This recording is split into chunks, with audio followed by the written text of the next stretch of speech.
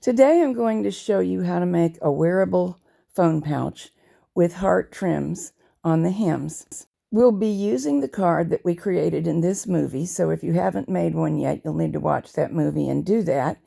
But this time we'll be using it once right side up and once upside down. This pattern is for standard gauge machine and requires 2 number 1, that's a lightweight yarns. Here's what I'm using to get the self-striping background. And this is a good yarn for the contrasting hearts.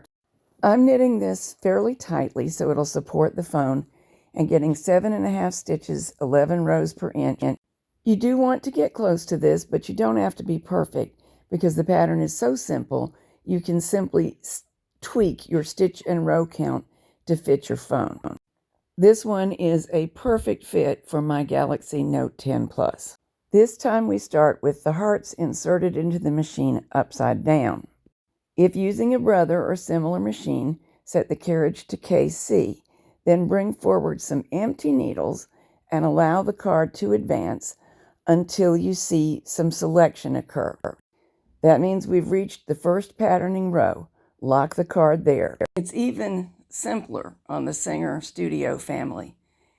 When that lever is in the forward position towards you as you knit, the reader itself will show you whether you're on a patterning row or not. Here we are not. I'm manually rotating the card, checking after every movement of the card.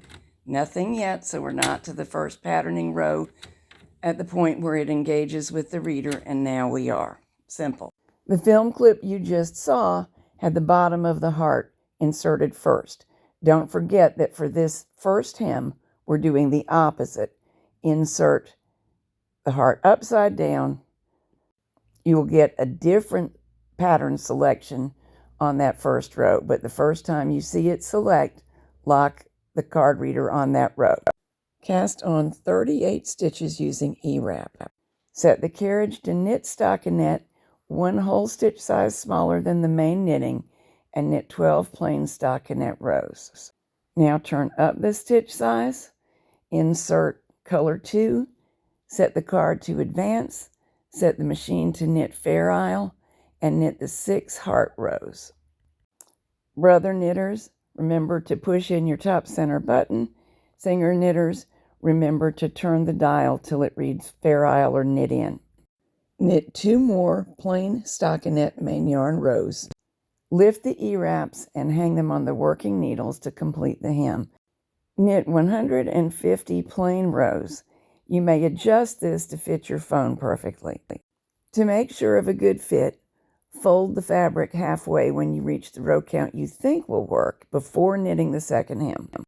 We really want the hem to fall just above the top of the phone, the whole hem. If there is enough fabric to reach around the phone with 2 layers, not including the hem, that's probably a good stopping place. Now we'll knit the second hem. Indeed, there is a slight distortion at the top of the fabric where it's stretched widthwise, but this step will get you quite a good enough fit. E-wrap all the needles with a slightly different color of yarn. You want it to be easy to find these E-wraps in a few minutes. They will not show on the outside. Now we need to insert the heart card right side up. And if you did not make a note of the first patterning row, you can do what I did here. See these stitches on the left? They're all in hold. The mostly finished knitting is hanging down below them. That allows me to place needles on the right with no knitting on them into work to go through the same process to determine the first patterning row where the point of the heart will be. Using a silver reed type machine, you don't need extra needles. You just need to do what we did before and locate your first patterning row. Now, whichever machine you're knitting on, knit 2 more plain stockinette rows. These are the first 2 rows of the exterior of the hem. Brother knitters, be sure to change to KC before knitting the second one of those 2 rows so you will get needle selection. Now everybody add color 2, change to Fair Isle settings, knit 6 rows. Remove color 2, Turn to stockinette settings, knit 2 plain rows. Turn down the stitch size 1 whole number because we're about to knit the interior of the hem. Knit 10 plain rows.